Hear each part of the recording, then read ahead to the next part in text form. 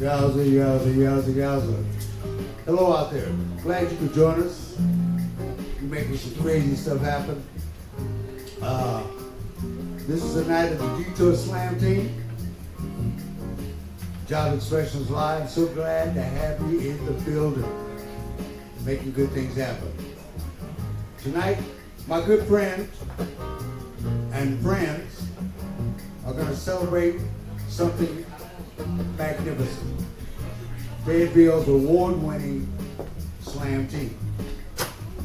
Now, we make everybody across the country mad at us. You know why? Because we're good. They don't think we're good. That's their mistake. Because they're going to sleep on us. But we ain't sleeping. We're very much awake, and we're going to make some great stuff happen. Southeastern North Carolina has the power, and we're going to make it happen nicely. Now, two things I want to mention too. I want to thank the coffee scene for after 26 years of service of the open mic here. I want to thank the staff downstairs. So all you folks here in the building, whatever you get, I've got Barbara and Eva downstairs. Be sure to show them you care by putting money in the tip jar. Nothing says I love you like cash Yankee dollars. That's what I said. So please be sure to do that. Second of all, let's be good to each other. Make it happen nicely. Because we need that. Time's crazy. Let's not make it crazier. Now, if you notice on the screen there, I have some information about the Detour Slam Team, which in a few minutes will be explained to you more in depth. But you see a little information flyer about good donations, because this team likes to travel. They need money.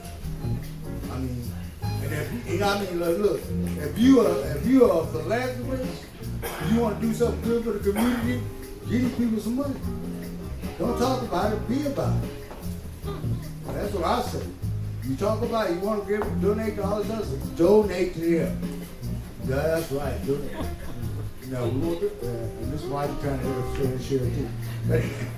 Anyway, but we're thankful to you guys for making it happen like this. However, this evening belongs to another friend of mine, and it's goodness and it's strength. So he's going to explain a lot of that about you. There's a lot I can say about this guy, but it's best to hear it from him, because he's doing so much I can't even figure out.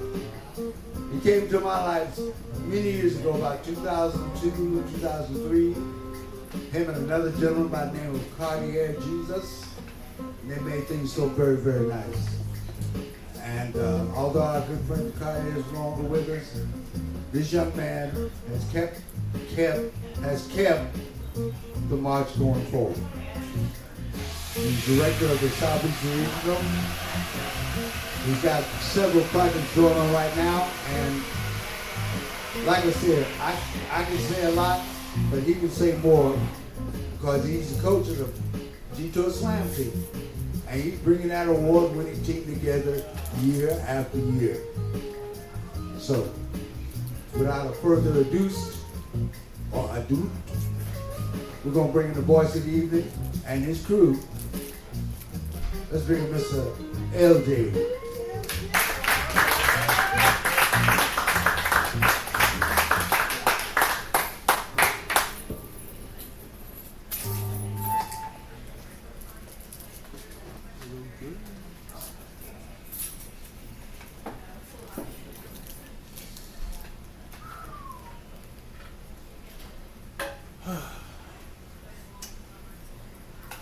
You know, the year started off crazy already, you know, being that it's 2025, we're only in the first month of the year, but trust me when I say, I know what it's like to be broken. Waiting for someone or something to come along and fix you, but you're afraid they may not have the skills adequate to do the job properly. Sometimes I wish I knew if I were really happy. Like, is this feeling authentic? Or is it more so false evidence appearing real? Tell me what makes me tick. Am I perfectly stitched together with zigzag lines to show you a crooked smile, but I only want to project to you picture perfect peace? Sometimes I feel like I'm put together like Frankenstein's monster because the irony between himself and I is that I feel like I'm just another bad creation. You see, these hands have so many issues that the brain no longer wants to subscribe to them, but I have to ask, are you as judgmental as the folks that you hang around with, or do you feel it is best that you speak upon their behalf? How about you show me a sign that's different from a stationary octagon? Momentary glances at my upper torso resemble the Earth's plane, showing distinctions of when my thought shifted, rearranged to new territory to be explored over, and I disregarded the sprites that illustrate me because the world feels that image is everything and thirst must be obeyed. Be afraid when you see me because I don't belong. Then tell me that I am a freak because I have a heart that's 5 times bigger than the average. Some say that I care too much, but I say it's a condition that I don't want to change because I'm used to this muscle hurting when it overextends itself. So leave your beautifully handcrafted remarks for folks that seek validation, because those happen to be the same folks that hide truth as if it's a blemish on their skin. So share yourself like Rocky Dennis, because a mask will only lead you to portray a role. Forever love all weaknesses, and pull those words away from your face so you can see the flaw hidden within the sentence. So you can either be made in his image, or you can be made in America, where authenticity will outlast a knockoff at any given time. Trace the scars that are left on you, and you'll see that led you to a place that you already were to begin with. That is perfect. Everybody, how y'all doing? Y'all doing good?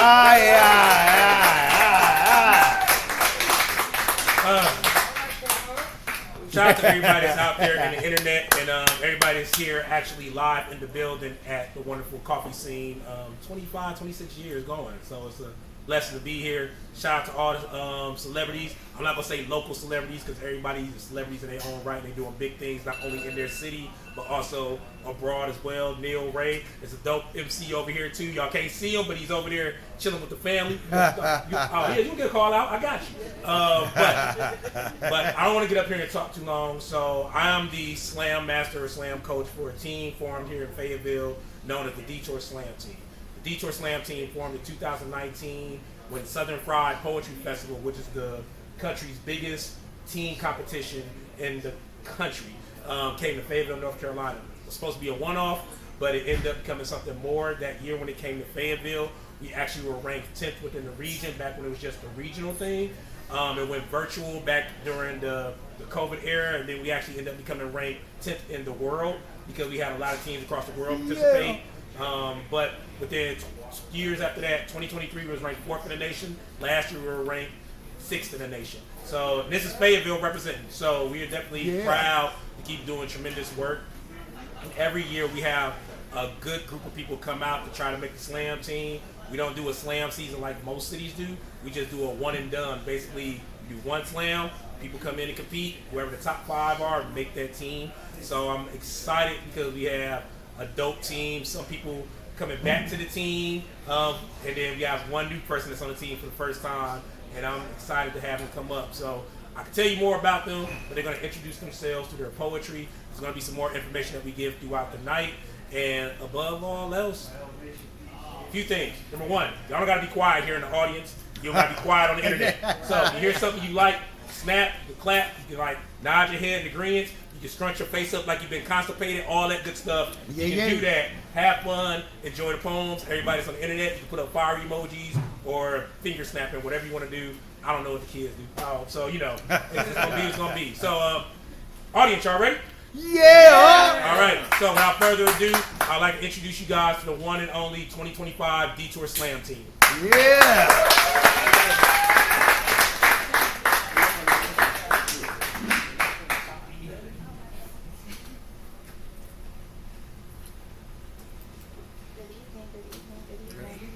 Is your mic on? Yes, sir. Yes, it's on. I'm just soft spoken. I'm so quiet. Don't give it a minute. Give it a minute. Yeah, I know you psyching us out because you don't get on that team being that quiet, okay? You don't get on that team being that quiet. I'm sorry, you really fooling me. I know better. Thank you, thank you, sir. Thank you. Y'all set me up. I had no idea. You got the all right. You can't hustle. A person with no vices drink. They make the assumption before I can say the answer. And I absolutely hate how ridiculous they sound. In these moments, sometimes I feel like swallowing the fireball will burn more than swallowing my anger. Sometimes I'd rather laugh them off than let the tequila torture the truth out of me. I come from a long line of alcoholics, a lineage of functional drunks that I can't trust because when they woke up, they forgot the mental scars their Alabama slammers left. I can't even explain to myself how my family could wear a hangover so well it looked like healing. While my sobriety looked like a sickness, only tolerated in a shot chased down with Seagram's entire. How alcohol is treated like a rite of passage into both society and on my family tree, but I don't know how to answer when people question me. I want to say I don't drink, but I do know my limits.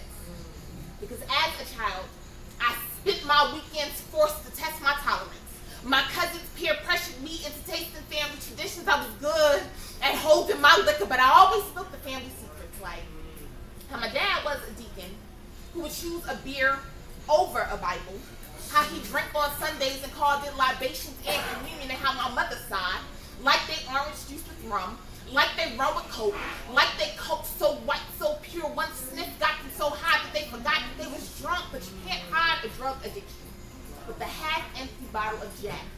So I do not drink in fear of the next time I'll need to be a designated driver to a delinquent, guarding their drinks when they leave them unattended, snatching drinks from them when they get too sloppy. I hate how I pass judgment to them in the form of a water bottle, but I do. So when people ask why I don't drink, I want to explain how bartending comes more naturally to me. Since I was mixing drinks with emotions before I was old enough to drive, and now, to avoid the family trauma and the DUI, I'd rather be a bottle girl than drink what's in them. I can mix in the pain so well, Everclear tastes like a mocktail, stir emptiness into an earthquake, from bitter to sweet and just a shake McMartini, filled with vermouth so cordial I can drink it down smooth, but that still doesn't make it easier for me. Because liquor blurs the line in my reality and then gets angry when my intoxication crosses it. It reminds me that I watched my family turn from Jolly Rancher sweet to sour with alcohol turns truth serum. So my honesty is so sharp that it cut people from the family tree, and every time I'm asked why I don't drink, the answer tastes like a wrecking ball. The tears I guzzle back make my body a hurricane. My anger is the perfect storm that no screwdriver or painkiller can fix. No, I don't need a drink. I'm already the worst hangover.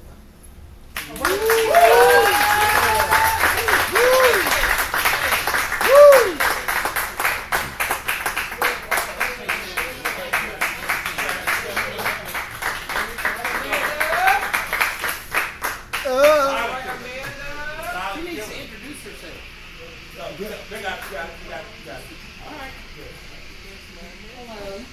Hello. I'm Amanda. Hi, Amanda.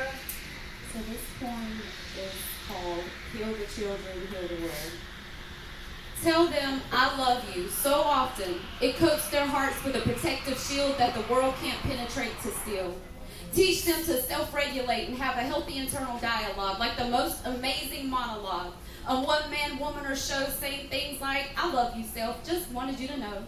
When they make a mistake, teach them accountability and acceptance. Teach them to search for the lessons, that the road named excuse is paved to a destination called personal regression. But also teach them that making mistakes is a natural component of their humanity. And if someone makes them feel otherwise, that voice emanates from their own inadequacies they carry around inside. If she is a girl, tell her to tune out the perceptions of the world. Explain that she is someone with a soul and a brain, that her heart determines her real beauty, not culture that we lug around on our backs like a sense of duty. If he is a boy, tell him not to subscribe to the lie that he has to be hard, because later on that road gets lonely and dark. Try to keep their fragile world free of the vortex of social media, where they will compare their unique temple to hundreds of random people via a one-stop Photoshop museum. Tell them to find who they are, to run their own race, because everything else is really just a waste. Be willing to eat some humble pie and ask them if there's anything you're doing that makes them feel sad inside. Be willing to apologize when wrong. Show them that when we acknowledge our weaknesses, Then we are strong. Tell them how special they are for who they are, not for what they do. If they are different, teach them to embrace it. The challenges are really just obstacle courses to develop inner strength when we accept them and face them. It would be great if these were all things that parents could do, because I know by experience what the opposite would do. Imagine a world where each child grew up feeling loved, validated, and appreciated. Struggles like domestic violence and addiction could nearly be eradicated, and I know that's not realistic and fantasies do no good. But in the words of John Lennon, just imagine if you could. Imagine all the people living life in peace. You may say that I'm a dreamer, but I'm not the only one. And I hope someday you'll join us, and the world could live as one. Thank you.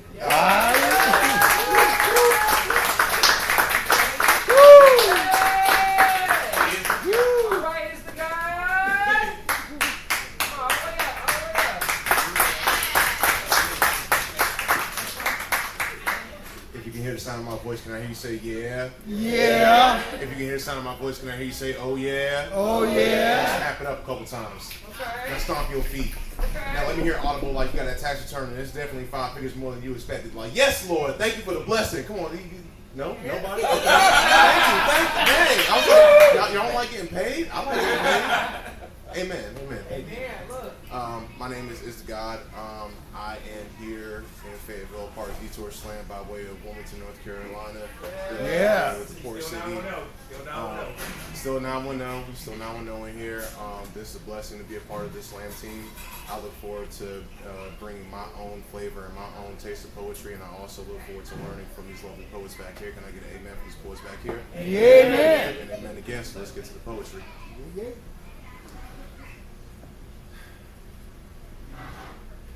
Something's got a hold on me, I can't let go. Out of fear, I won't be free. Hotboxed by depression and clouded by anxiety, I fumble for my phone looking for a playlist to inject. I could feel the withdrawal settle in when I unknowingly type just the word music in the search bar. Hi, my name is Iz, and I'm an artist. Predisposition at birth. I never knew a crack baby, but wouldn't be surprised if I shared the same womb as one. Thank you, mother, for my affinity for getting high, for showing me how to write an 8 and stretch it into a 16. See, that's how you profit off the praise in this art right here. This art right here, man. No, this pen right here. I know of no better needle than a ballpoint. That's my word on my body. Track marks marking the marks of my tracks, and I gave up hiding those years ago.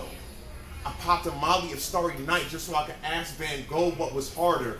Knowing that your life is a never-ending repeat, or sacrificing a body part for a body of art.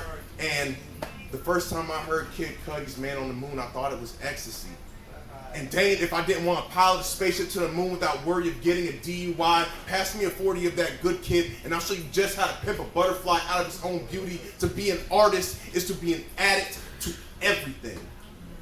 To snort the rainbows from the dewdrops and package dopamine into the product of your next fix, getting high on your own supply. And I can't stop this art, man. It just be calling me, man. It just be calling me. Hi, my name is Iz, and I'm an addict. No, I'm an artist.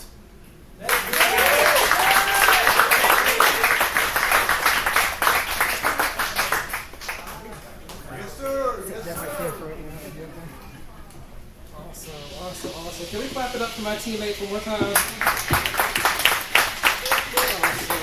So, my name is Keith Edward Sowell. I have a privilege of being a third-time member of the Fayetteville Detour Slam Team. So thankful for that. I'm going to...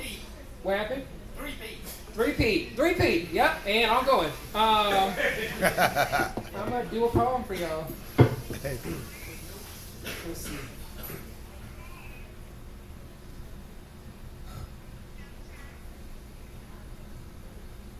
Oh, come on, my soul.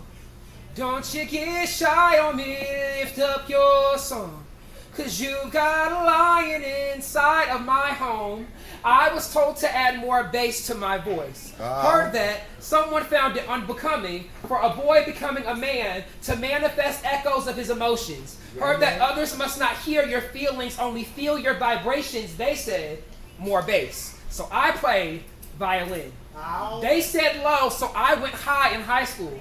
I led the orchestra as concert master. See, the master orchestrated chords from these chords accordingly. When he knitted me in the womb, he stitched together perfect pitch. From a psalm comes a song not meant for every ear. So when I'm asked why I sound like this, I will take my battle stance. For only the enemy is confused by that which is holy. Boldly I tell you, there is soul in your sound, that your howl is not hollow, it is whole. So let no one make decimals of your decibels, no fractions of your inflections. If they tell you more bass, give them John Lewis. Speak forth good trouble with your treble. Even in Eden, God forbade eating the fruit. So I'm here on this eve to tell you not to swallow your Adam's apple. See, voice comes from a box. So how dare they try to put it back in one? See, voice is not mistaken. It is chosen, and it will not be silent. See, I now use mine to lead worship and send away warships sent for my destruction. And unlike their cannons, I will not put them on blast. Won't waste the flame to roast insects. Nah, this fire is for me. They say Keith, a man's key, should be down to a C2. Well, I see more than 3 cracks in that fragile masculinity. So allow my C4 notation to be the C4 detonation to this generational curse. If this hurts their perception of manhood, they will have to bandage it before they bleed out. If this radio ain't macho enough for their stereo, then they'll have to change it. For society will conform to my channel before I change my frequency for its station. I'm stationary, planted on a firm foundation, made sanctuary, where choirs erupt the corrupt with lyrics composed from the cornerstone. So stones thrown my way won't change my tone on the phone, for I'm grown in good soil under no shadow. So now when they try to box my voice, I'll raise my own spirit and remind myself singing, oh, come on, my soul. See, don't you get shy on me. Lift up your song, 'cause you've got a lion inside of those lungs. So get out there, praise the Lord.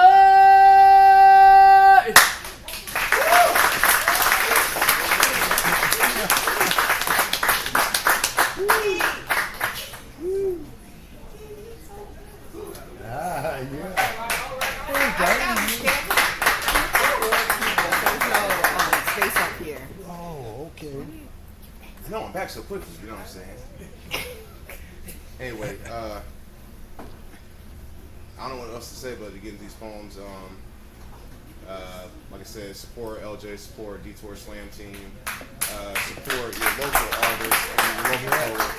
And shameless plug, I know LJ would love for me to do this, but back in Wilmington, if you ever find yourself in the port city, please make sure that you stay in tune to Mike Spot Open Poetry. That is a homegrown collective out of Wilmington. That includes myself, Fifth Horseman, TMI, and then our lovely Find Me in Poetry over here, Leah. She's also a member of My Spot Open. So if you ever look for something to do in Wilmington and want to scratch that itch for the arts, we got you. Yeah. And if you want a stage to be on, we got you as well. Yeah. I love it. I was never much for suit and tie. So I never understood why I should be buried in a wardrobe that wasn't a direct reflection of my daily reflection, because isn't it the point to remember me as I was? So I laced up my tennis shoes today. Blood just doesn't contrast with my Jordans well. A faded pair of jeans, a far cry from the slacks to try to constrict my stride, tripping me up, getting me closer to death. My favorite black shirt with enough room to let me breathe my last breath without worry of collar and tie constriction. I want to feel peaceful. even after I look at myself in the mirror. Head to toe, prepped and ready, I could have sworn I felt the embalming fluid in my veins. I think to myself how my profile is worthy of profiling. Because every day is a foreshadowing, like the plot to a horror movie where we know the black guy is going to die, but is it suicide because I know the inevitable? Leaving the film on repeat seems like a life sentence. I've served my term of 20 plus and death row looks a lot like living. I guess our definition of horror is different. Because once I stepped out of that cell and them doors shut, ain't no telling whether my walk in the park of fresh grass would become my green mile. Every fast food lunch might be my last meal, so I savor my choice and wash it down with a Sprite. I'd rather drown in the carbon of a soda than the carbon of a bullet. I guess obeying your thirst can get confusing at times. Satisfaction of a full stomach is short-lived when you realize you paid the ferryman at the nearest Exxon, cars and caskets designed for the same destination. You see, I always thought I was in good hands, but car insurance doesn't cover damage for the walking dead. Maybe that's why the cops start to look more like coroners and the sign outside the police station reads mortuary affairs. Especially when lethal injections seem to come more freely to all the John Coffeys than the Andy Dufresnes. I could have sworn I heard somebody yell, "Dead man walking." I just hope my obituary reads more accolades than hashtags, hashtag. Give me my flowers while I'm still breathing. Let the scent of love fill my lungs so when I exhale forever, the cop can catch the whiff before it withers. And as I lay there, hands still raised as prayer perceived as threat while I hear him utter those final words, at least he died looking casket pretty.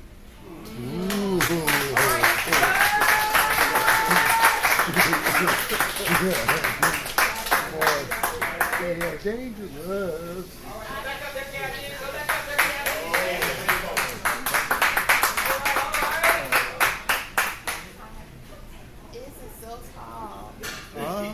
It's bendable. Okay. I forgot to introduce myself.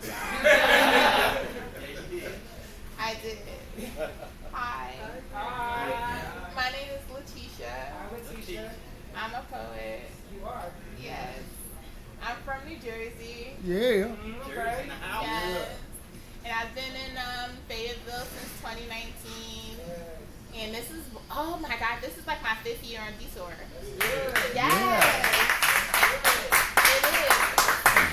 I like your shirt. Thank you. Yeah. I'm a fan of the Boondocks. Me too. And I don't like people. Fun fact. And I'm stalling because I have no idea what poem I'm going to do. Why don't you like people? That's a good poem. I could do that. Is there a poem up? There's a poem, something about people and stuff like that. But pull up the doc just in case. I mean that. Okay. I got it.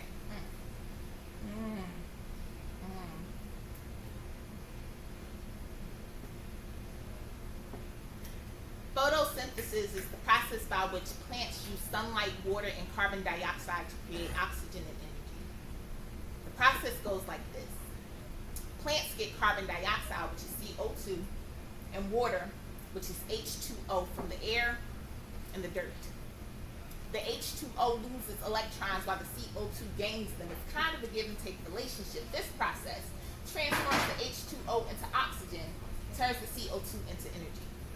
The oxygen is pushed back out into the air, and the energy is stored to help the plant fight another day.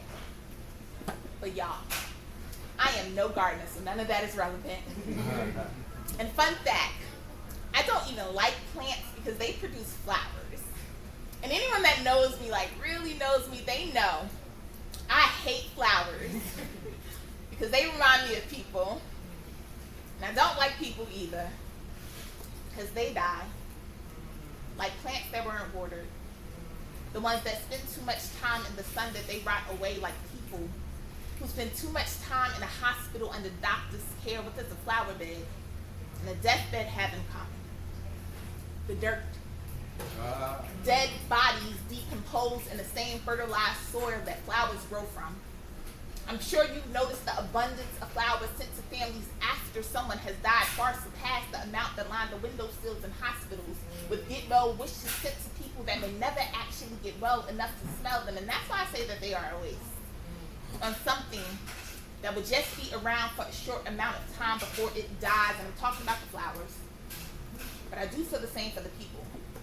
Because when they say it's better to have loved and lost than to have never loved at all, I don't believe that. Because the love given can easily be taken away. See, I buried my sister the other day and I would have rather not had her versus risking losing her at all, because now all I think about is how her life was cut short before she had fully bloomed. How she was plucked from our family garden and now our roots will never be the same and she needed a transplant before her heart collapsed. All I remember was the flowers in her hospital room. How they were plucked too soon before they could photosynthesize enough oxygen for her to breathe. But when gardening, thought she was supposed to cut the weeds so that they don't spread and a garden can flourish. This reminds me that the doctors found a weed in my sister's garden the year before she died, but they didn't remove it. So it spread, competed for the nutrients in her body until her life ran out of energy and it failed. And now our family will never flourish the same. And this is why I hate flowers and people, because no matter how much love you pour into them like water, one day they will still die. But isn't that the nature of life? And isn't that photosynthesis?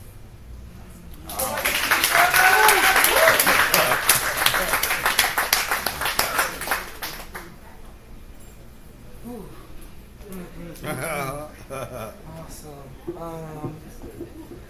Before I do this next poem, Letitia, give it up for Letitia. Yes, awesome. And she's gonna come back up here and help me with this poem. We can do it from this way. So if you would like the best view of this poem, if you are on this side, feel free to relocate somewhere on this side. If you want the best view of the poem. Well, I got 2 mics. Yep, exactly. I got 2 mics. Oh, you have 2 mics? Okay, look at that. Hey, folks out there, let me tell you something. We've been doing this 25 years. I got 2 mics. That's good. So she's gonna get the second mic. So as I mentioned before, my name is Keith. I guess what else do I have about me? I'm a published author as well. I published a book a couple years ago. And currently working on my second book after receiving the and you can do a mic test with this too. After receiving the Fayetteville Arts Grant, it took me several times, but what is meant for you will happen all in due time. But once I do got it, so I will be releasing the second book in March as well. My coach also as well got the grant as well. And then we have another team member that's releasing her book as well. So that's just awesome. And you're good? You're not? No worries. Okay. And we will make you awesome. So this is that's good. Yep. This is a poem actually from my first book that we got to make a group piece. We made it a group piece. So slam poets, some of the pieces that we do in competitions are group poems. So there were more poems done with more than one person. And we got to use this at nationals last year. So let's see how it goes this time. If you can, feel free to do that. Yep, here we go. Yep.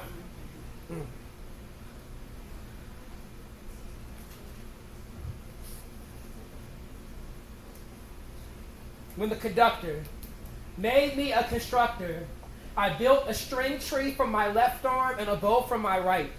For 8 years, I was a violinist, lived my life to the rhythm of an orchestra. Fast forward to college, where my second heart gathered dust out of fear of not being good enough. I no longer see the conductor, but I can still hear the metronome. Tells me to slow down, keep calm. When I'm surrounded by Olympic sprinters, it reminds me to walk my own pace. When everyone around me seems close to finding the next breakthrough medicine, it lets me know it's okay to focus on your own healing first. Tells me to breathe in, breathe out. Because I forget sometimes that breathing oxygen is more important than answering oxygen on that chemistry test I failed. or that biochem test I failed, or that organic test I failed, this rhythm repeats, and I move it faster. Before 8 notes is still 2 beats. Just more notes in a measure, just more L's a semester, leaving me lost in a lyric, lagging on loose land, forgetting that the first shall be last, thinking that the last shall be less. Listen, I lie so much about my future plans, just so people will stop asking what I'm doing with my life. Now sometimes, the lies are so good, even I believe them. I forget that I'm actually a failure, a fraud, but fear not, the anxiety is quick to remind me, I had a panic attack before a meeting I had to leave. That's what I did in college, signed my life away to time. Maybe that's why the time signature is the first thing that you see in music, to remind you that your pain is not yours to be scheduled. Did you know you can feel claustrophobic in your own head, as in your skull is so busy trying to keep everything together, it doesn't leave room for your brain to breathe. Adrenaline rushing so fast, you don't feel the open wounds anymore. Wow, it's crazy how one fast beat can ruin everything. I was never good at playing 16th notes. They move so fast, I always lost control. I feel like I'm always losing control. I just wanted to stop!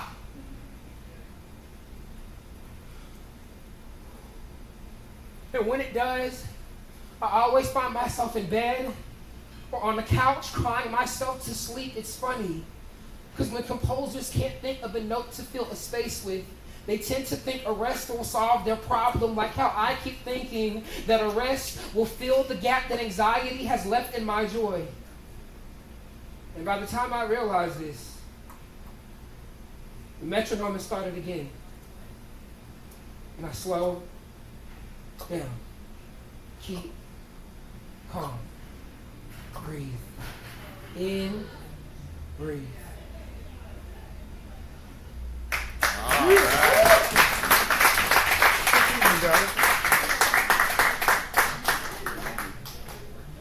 I wanted to say something real quick, because that was a good piece, because this young lady sitting over here, she was doing what Lakeisha was doing. She was keeping that beat. She decided, I heard an extra metronome. It was her. Thank you, Naomi. Yes. That's the kind of stuff we like to do around here, folks. Crazy. Inspirational. Motivational.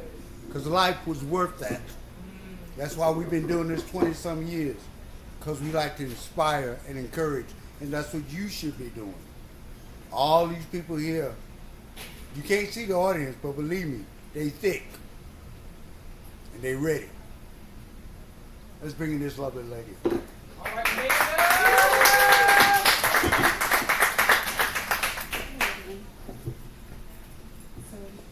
I have been dealing with chronic pain for the last 10 years, and that's given me a different perspective on how pain patients are treated and the whole opioid epidemic. So this is a letter that I wrote to some people. Dear CDC, doctors, pharmacies, hospitals, insurance companies, I am writing this letter to apologize to you for my chronic pain. No. I feel the need to insist on apologizing for your inconvenience. I would like to remind you, though, of why you are blessed to be on your side of this opioid epidemic mess, a problem that, by the way, you all helped to create, and now you want to wash your hands of patients like me who need this medicine. I invite you to take a walk in my shoes so you can understand what it is like to be in chronic pain and then be forced to deal with each of you. Every scenario in this poem has been experienced by me, and I am not the exception. I am the rule. Imagine you have level 10, excruciating, mind-altering pain that has gone on for 30 days. You go to the hospital, but you see a sign. We don't treat patients for chronic pain, aka you should just go away. You make an appointment with the primary doctor. The appointment, of course, will take a few days. And when she comes in, all she will have to say is, have you tried to meditate? And the CDC will only allow her to give you the lowest strength of medicine. So to get real help, you will need to see a pain specialist. They will need 2 weeks to review your records before they will agree to put you on the schedule. 2 weeks go by, you survive. However, the appointments are over 1 month out, and the girl at the front desk has become jaded, so it does not matter how much you cry or shout. You finally see the specialist, and they prescribe something to give you relief. Except, when you go to the pharmacy, they say, so sorry, ma'am, your insurance company is requiring prior authorization. AKA, they're trying to see if there's a way they can avoid paying for your medication. When the authorization does go through the following day, you learn that Walgreens has met their cap for filling pain medicine for the entire month. Their meaningless way of addressing the opioid epidemic. Oh, and by the way, per ridiculous regulations, the doctor's office will have to send the other pharmacy a whole new prescription, even if it's the same chain, just a different location. Oh, and by the way, if it's past 12 o'clock on a Friday, they are closed, so you will have to wait until Monday.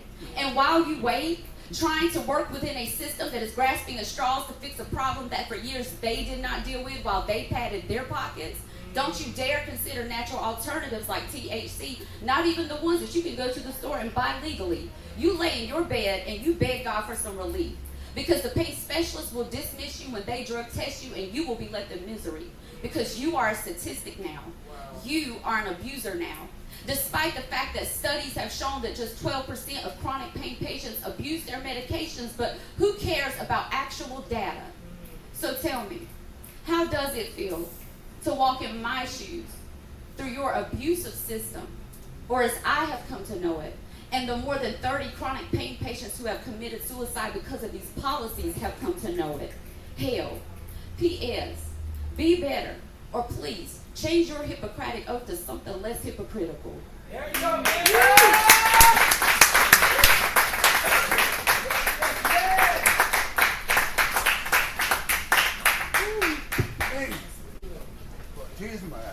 They did. Oh, we're not done yet. Real quick, because it's like a little commercial. Real quick, give it up so far for the Detour Slam Team. Yeah. So, us anime heads know that this is their base form. Y'all have not seen their final form yet. As you know, the team just got put together at the beginning of the month of January, so we still have a lot of practice to do, a lot more poems to write by the time we get to competition, which will be happening in June in Knoxville. And we are looking very much so forward to bring Fayetteville its first ever national championship. So we're definitely looking forward to that. And, we would love y'all's support to do so. So real quick before I get off here, one thing we did do as far as fundraising efforts. So we actually came out with 2 books. So the first book that we ever came out with was called Searching for a Way with the Detour Slam Team. Because we were, still finding our way, and this happened to have been the year where we actually made 4th in the nation with this. And then this one is the one we came out with last year called We Don't Follow Directions. Because, I should have told y'all about that slogan. Okay, so so here's the slogan. So we have a slogan that we just made up because like slam teams have slogans and stuff like that, and Fayetteville technically didn't have a slogan. We were just like flowing through the ether. So they'd be like, give it up for Detour. We'd be like, yay.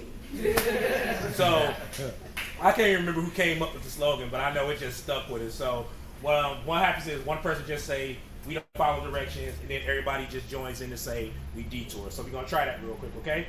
All right, we're going to be the coffee scene job expressions choir. Here we go.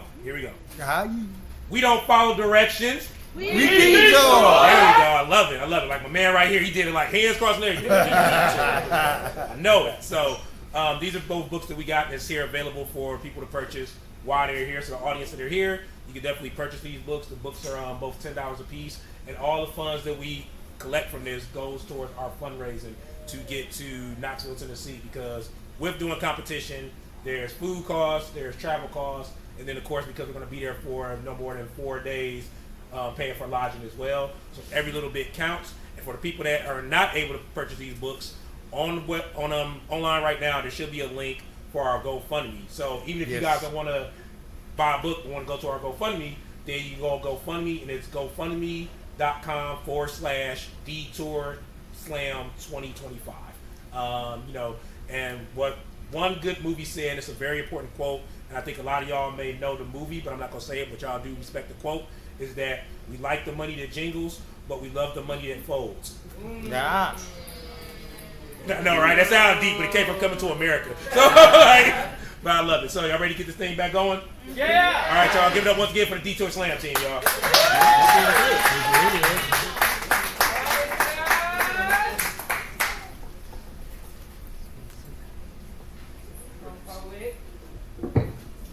Once again, thank y'all for allowing me to take space. Thank you for the Detour Slam Team allowing us to take space here.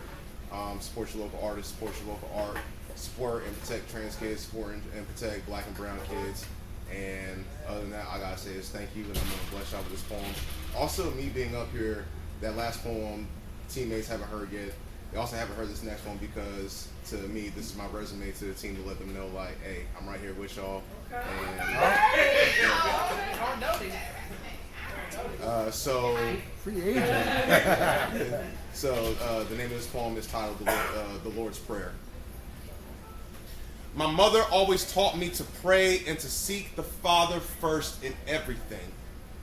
The Lord's Prayer hung over my bed as a child, a plaque engraved in beautiful calligraphy. If you squint hard enough, you can make out the phrase, I love you, between the lines. In high school, before every basketball game, we would huddle around and the captain would lead us in cadence with the question, whose father? As we replied with, our Father. That led a segue to post-prayer hopes of an on-the-court beatdown of whoever we crossed paths with. But not once was my father in the stands to watch me fight in the paint for points, and never was he at my bedside to kiss me goodnight and say, I love you. No matter how hard I squint, I can never manifest those words into flesh and bone, but I still prayed. Our Father, who art in heaven, my Father, who art in Airway Heights Corrections, 2,718 miles across country, and trust me that math is correct since I had to multiply my prayers to understand our division as to why I was subtracting from the picture. Years added up till I was 13 when I first saw him. I got so good at crunching numbers that I wish I could have crumbled a few off of his prison sentence, break down his bars like equations, then show him my work. Now, Hallowed be thy name, how hollow thy name feels, and when it falls off my tongue, because I am his seed, but just like the parable of the farmer, he threw me to the weeds, and when I sprouted for growth, thistles and thorns choked me. I prayed for my tongue to become weed whacker, so the sun may shine on his son like, look what I did for you. Thy kingdom come on earth as it is in heaven, as it is on the west side where his blue flag cascaded out his pocket like a waterfall, but his hustle never helped quench my thirst. Side note.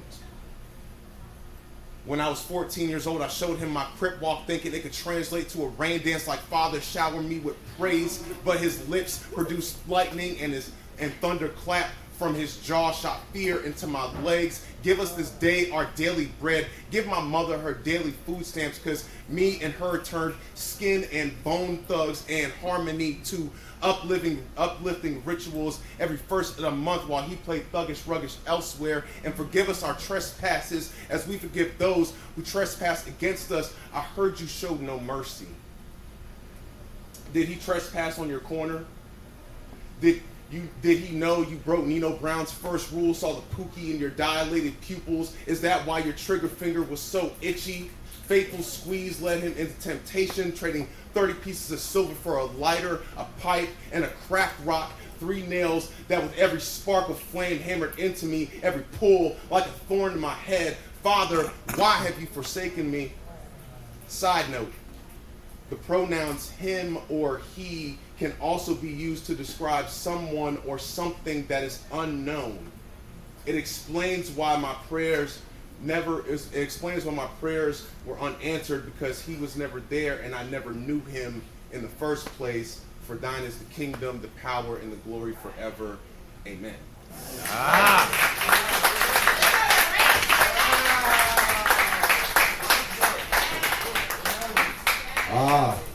I just wanted to say real quick, folks, I want to give props to Unchained Melody, to Lynette,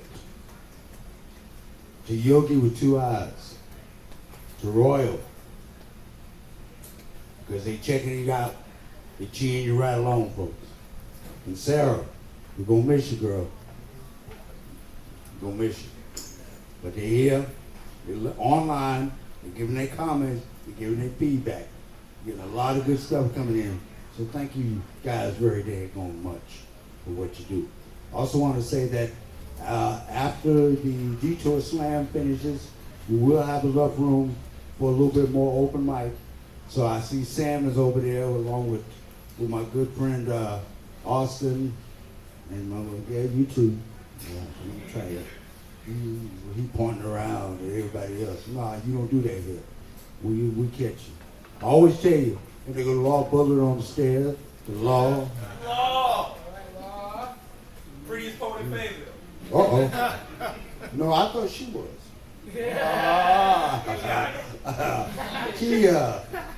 See, they just come up out the woodwork like that, man. We're glad to have y'all.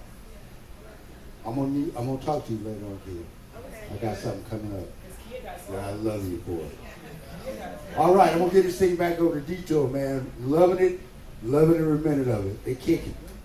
So let's give them a hand.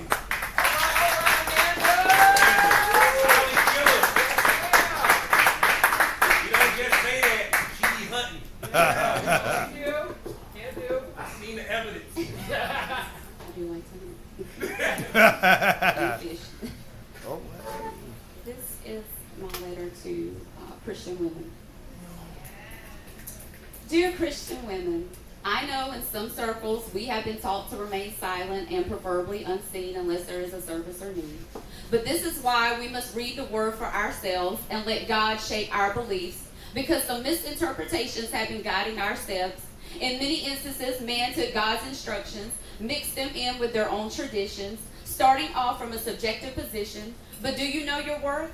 Because we don't speak of that in church enough. Not enough to combat this world who sets its sights ready to supply standards too high for every little girl. We know the rules, the way our femininity should be properly displayed. We know our responsibility to make sure the men don't fall astray. We know our sins, taught we were the originator for all of them because the apple was bitten by Eve, but wasn't Adam the one who was supposed to lead? And why are our bodies considered sexual weapons and not amazing blessings? Maybe, Christian men, renewing your minds is where the effort should be placed. Maybe you need to come up higher in your ways.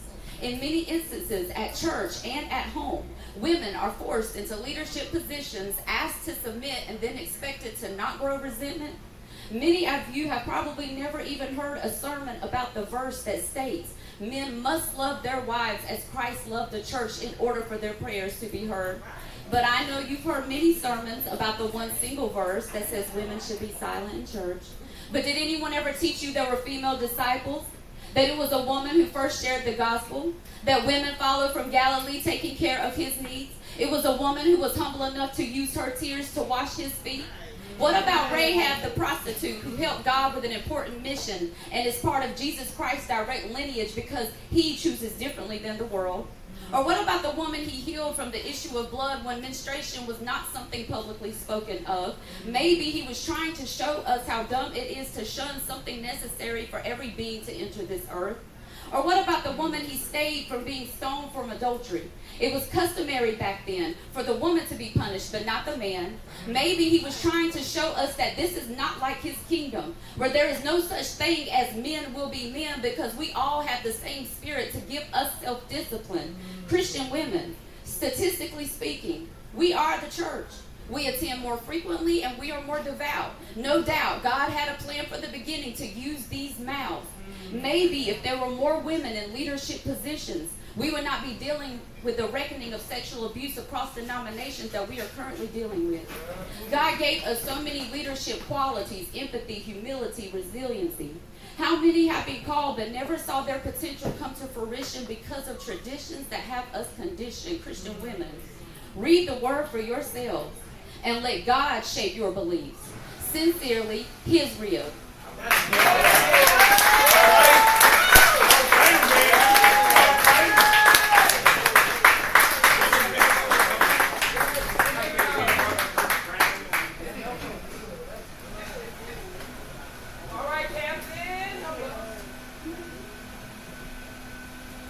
Okay, so I told you I'm a poet.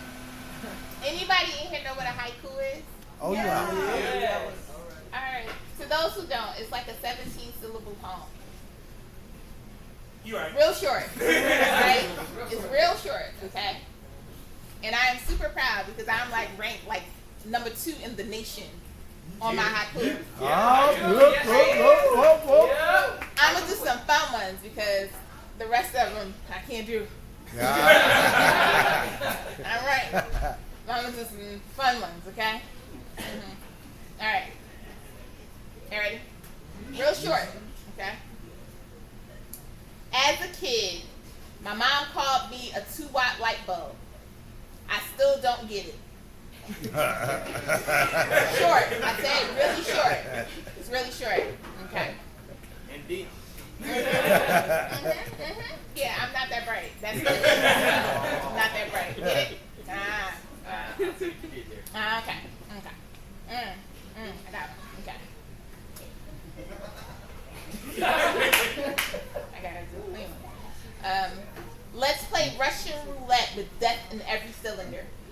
Here, you first. Okay.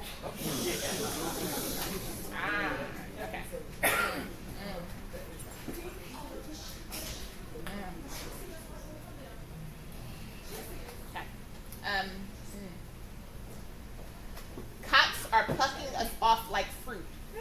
Our sons, the rotten ones of the bunch.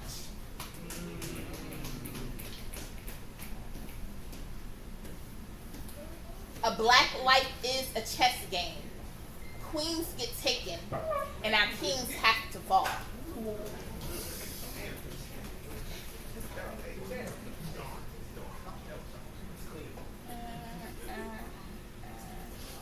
And we're gonna stop there. All right. Y'all, so I'm gonna do this poem. I gotta read it because it got some stuff in it. Y'all know the song.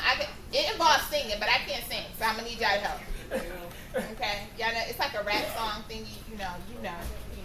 Back in the day, y'all supposed to start singing along. There you go. All right, I'm gonna start over, and I'm gonna need you to say it louder, okay? Because I can't do it by myself, because I got the microphone, and I don't need people hearing that. I can't sing. Okay, you got it a little louder. Okay. Back in the day when I was young, I'm not a kid anymore. Some days I sit and wish I was a kid again. Because adulting ain't for the weak. It ain't for the strong either, who actually wants to get up to go to work to pay bills. To pay bills just to be broke after, so you gotta go to work again. It's giving ghetto. Like the American dream is actually a pipe one, and we are addicted. Capitalism is our supplier. We're waiting for the tax returns to clear so we can chase our next high, but these bills ain't cheap and can't get paid with monopoly money. So we gotta stop being little kids playing games if we want to survive. In this game of life, no one wins unless you start at the finish line, and most of us aren't handed down that luxury from our parents, and that's why we should have listened when they told us to slow down. Don't grow up too fast, because they knew adulting was so overrated. Back in the day when I was young, that's what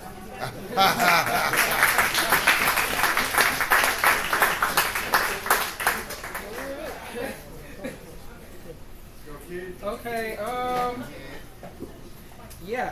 I still don't know what poem I'm doing yet, but okay. We'll talk about it. And I told you I still didn't know which poem I was doing yet. What else do I have about me? What else do I have about me? Okay, so there's a show on TV right now currently called The Traders. And there's a bunch of people from different reality shows. I actually did get to be on one myself on Survivor back in 2018, so fun fact there. Still don't know what poem I'm doing. Let's just see what we feel. Yeah, we're going to do that one. There you go. Yep. You have away with it.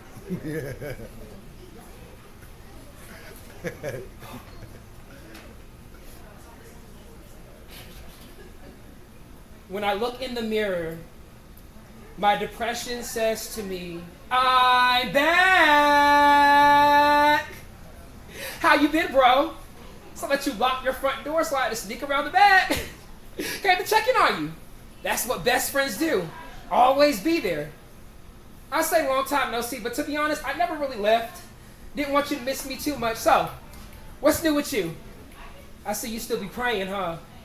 You wear the evidence of doing it, but where's the evidence of it working? I mean, I'm still here, right? A friend treated as foe. A blessing in disguise that's been denied time and time again. I should be gone by now since you don't want me here, but I'm loyal. I watched your back and removed the knife that you placed there and passed off as an attack from me.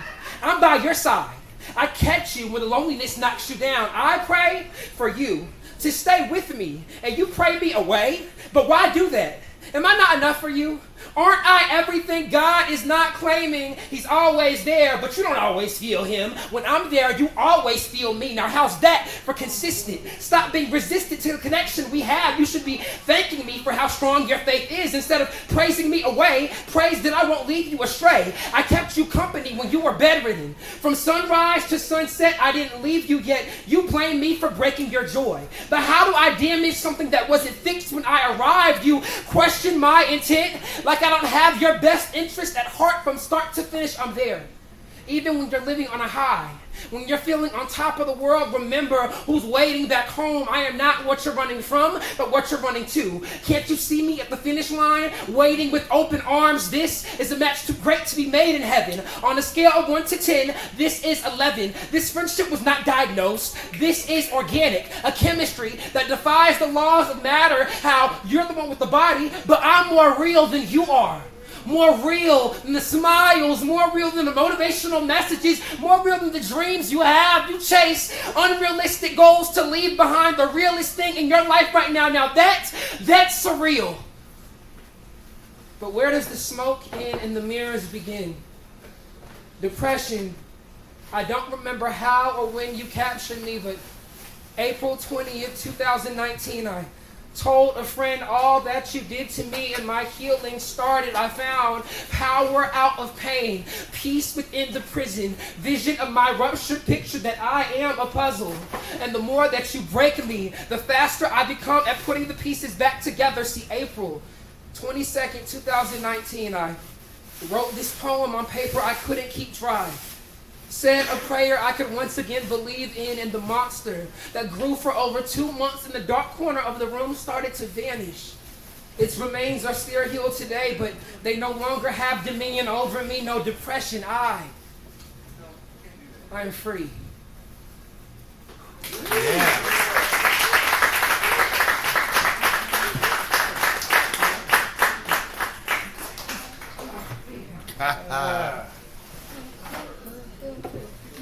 Everybody good? Yeah. All right, y'all. So, give it up for the Detour Slam Team. Y'all. We currently have one member that couldn't make it here by the name of Candace that's actually in Pittsburgh right now, but they send their love. So I'm very excited for this team. We got a lot of work that we're going to be producing within the next couple of months, so we definitely want you guys to be present. So I can tell you guys there's a few events that's going to be happening here in Fayetteville. You may be able to catch us at.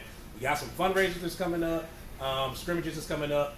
So we mentioned it earlier, so this is a shameless plug, but it also talks about the Slam Team as well. So next month, I actually come out with a book called L.J. Dilla, Poems Inspired by the Music of J. Dilla. It's a thank you, I appreciate it. And it's a 3-day event that's happening where there'll be a brunch, there'll be the book release itself, but to kick it all off, we're doing what's known as an L.J. Dilla Poetry Slam. And even though they're on the same team, 2 of the members will actually be going against each other at this slam, along with other poets that's coming from North Carolina, South Carolina, and Virginia. So if you guys aren't doing anything, you can look up L.J. Dilla. That's E-L''J Dilla, D-I-L-L-A weekend. It'll pop up on Google. There's like a million things you'll see where you can join. A couple of events are free. The brunch is the only thing you got to pay for. But we got a lot of people that's coming, award-winning spoken word artists, Emmy award-winning writers, poet laureates, DJs, and we also got Jay Dilla's mom, Ma Dukes, is going to be coming here to Fayetteville as well for the first time ever. If you guys don't know who Jay Dilla is, just look him up. And I don't say that name like he's somebody that's small. Like, he done a lot for music, not just hip-hop, so much so that almost in every country, in every continent in the world, they have what's known as Dilla Day in these spaces. So the fact that we're doing an unofficial Dilla Day and the mom is here to come rock out with us in Fayetteville is a big thing. So I definitely want you guys to be a part. But yeah, guys, I'm glad y'all enjoyed yourself. I guess I should, since I started with a poem, I guess I should end it with a poem for the team. To make up for the 4 haikus that were done. You're welcome. I appreciate it tremendously. It lets everybody know our range, because we don't just do slam poems. We also write haikus, villanelles, acrostic poems, rectometers, and some of y'all looking at me like, what are you talking about? So we ain't gonna talk about all that right now. I love a villanelle. You do, you don't. And real quick, y'all, give it up for Neil Ray, because Neil Ray is the reason why I always tell everybody, like, you see a lot of poets now in the scene is doing so much stuff, but Neil is the blueprint. Like, we wouldn't be doing as much without a lot of us coming across Neil Ray. Neil Ray inspired a lot of us. I can let y'all know right now, a lot of the work that I do now was inspired by Neil Ray, because Neil Ray was one of the people that told me, like, your poems are good, but how can you make the same point come across without using a lot of curse words? And Neil challenged me on that. And it made me become a better writer in a lot of stuff I do. And Neil will tell you if the work is good or not, because Neil has his own sort of way of doing it. He's like, what you think about that, Neil? How do you think about that poem, Neil? Neil be like, it's serviceable. He's gonna let you know already. You gotta go back to lab. So he's looking for something, right? Yeah, slamnicity. Yeah. Guys, by all means, though, thank y'all so much. I'm gonna do this poem real quick. If you guys want to support us, please come grab a book from us. If y'all want to go to our GoFundMe, come get with us, get the links for the GoFundMe, and we'll go from there.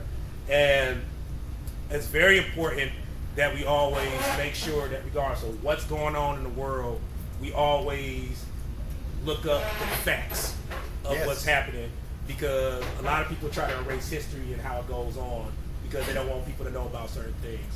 And it's crazy saying that, because ever since I've been able to pick up a book and turn a page, I've always questioned what I read. But there are some questions in life that you just don't want the answers to, unless you're curious like a little monkey searching for an adventure. And because of that, I always find myself in tight spots without a man wearing a yellow hat to help me maneuver elsewhere. But I've always looked at this world as being an open book to possibilities. So naturally, I should be well knowledgeable in distinguishing the difference between what is fact and fiction. But facts are becoming more fabricated than the paper they are printed on.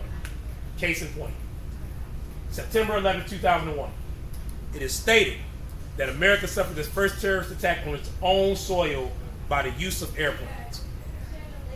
But this country doesn't want to recall the Tulsa race riots of 1921, when America dispatched 6 biplanes to Tulsa to drop incendiary bombs and fire rounds on a so-called Negro uprising, killing over 300 folks. Maybe they didn't see this as terrorism, but more like a chance to burn an old crop to render it useless. Now once, I stumbled across a book on medicine, and from there began to pick up the pace on how we are always racing towards a cure. Now sure, advances have become costly over the years, but the price of life and intelligence has made up for it easy. I mean, the Ohio State prison system once injected live cancer cells into inmates to find some type of results, while FDA manufactured a new drug to calm down children's mild complaints by taking placebo, spelling it backwards, just to redistribute it as Overcall to help double their profits. I'm now starting to question the authenticity within this written scripture, so I guess it's best that I look towards a good book, because they say in the beginning was the Word, and the Word was God, and God's Word will always reign supreme, as long as it's the King James Version. No, wait. No, it has to be the New International One, or one of the other 50 books that was produced since the original. So if the red ink that I'm reading isn't actually coming from him, what am I to believe? How can I state these facts for us Americans to understand when America doesn't even have an official language to comprehend? Food for thought. There are more libraries built here than McDonald's, but we're so quick to intake toxins over knowledge, we find it easier to digest. Facts have become a nice wonder of the world, which still exists. And I know I'm on the internet right now, and I'm at a coffee scene on this stage sounding like I'm getting high off my own words. But that would be no different than taking a Declaration of Independence, rolling it up, and smoking it since it was written on hemp paper. Now, Patrick Henry was asked to help draft the Constitution, but refused because he stated that he smelled a rat. Now, years later, you have more than one running around Capitol Hill, cutting up this low-income cheese to feed these low-income neighborhoods. But come to think about it, if a pro is a positive and a con is a negative, then I guess the opposite of progress should be Congress. But like I said, ever since I've been able to pick up a book and turn a page, I've always questioned what I read, which means it should be better to know a little more than a lot. But what can I determine now if you don't even know the difference between what's fact and fiction? Thank you guys so much. Give it up for the Detour Slam Team, y'all. Give it up for them.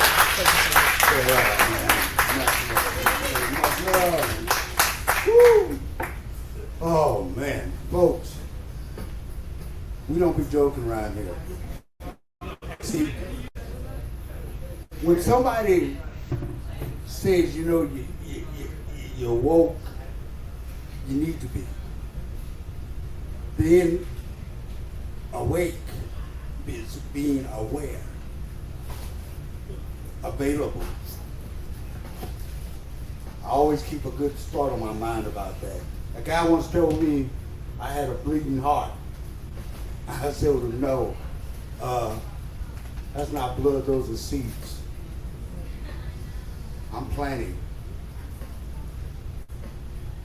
I've been here 26 years. I've watched the harvest. I'm happy. If I go tonight, I'm happy. And we should always think about that. Our next step could be our last. So don't mess around with BS. You need to be aware. You need to touch each other. And I want to also, one of the things that when the Slam team was doing their work, I noticed on my phone, I was getting captions. So all the poems were coming out in captions. All the words were right there. So if you keep on looking too, they still have that link for the GoFundMe page. It was up there for the whole thing. So you can't miss out. I want to thank Letitia. You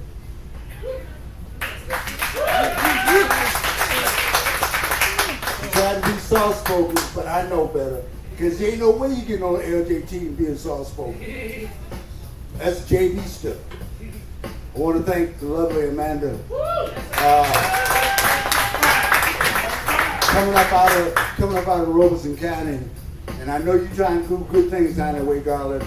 And we support you. Because you got stuff happening. And Lord knows, every time you do that pain piece, I feel you. I feel you. I's the God. He is the God. It is the God. It is the God. I know the fifth horseman. Me and him go a long way back. All right?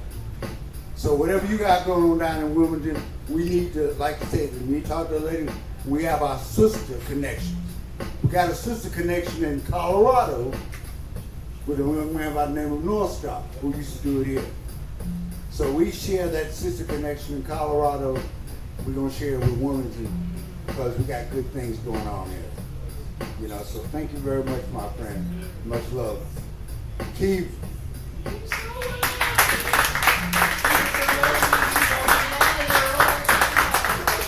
He's a he won Best Nerd Poet.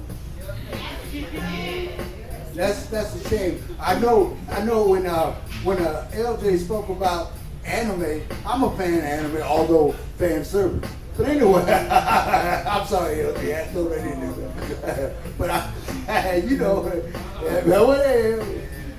hey, that's just me, folks. I'm sorry. I got a cat, and she likes to look at cartoons. But anyway, but all of that is good nature, man. I love it. I love you guys. Next month, we will be having feature musicians, including a young Mr. Justin, who's also here tonight. He'll be sharing something with you in a few minutes. And we'll also have the incredible Mr. Tyreek Cameron. All right. So, not to mention, I'm still trying to get word from Renee Buzzard, but Renee is a young lady who just received her out of high school, and she's been accepted at the Citadel. She's going in for engineering. So, and I went out to place one artist because his wife is a little under the weather. But Dave, we think about your brother and Mr. Tildas, and much love and stuff to you. But we're gonna make some things happen. New voices, new action. And then March gonna be really a trip, because a lady's gonna have the floor. It's a ladies' night. I like ladies' night. It's ladies' night, and the poetry's tight. Oh, this is ladies' night. They know how to write. Yes, they do. So I'm just telling you, I'm just saying, that's what we're crazy here. My name is Neil. You know me. You know I'm crazy. Get it right along. I take a double scotch whiskey, single malts. So I'm gonna have someone to get to the house. Thank you, sir. Mr. Tuesday, throw it in there. With the LJ. Mr. LeBron. Mama go. Yeah, you are an impressive individual, sir. But I knew it a long time ago. I knew it. That you were doing some good things. And you are doing it in a wonderful way. Motivationally, inspirationally, creatively. You've got slamicity. Slamicity. They have slamicity.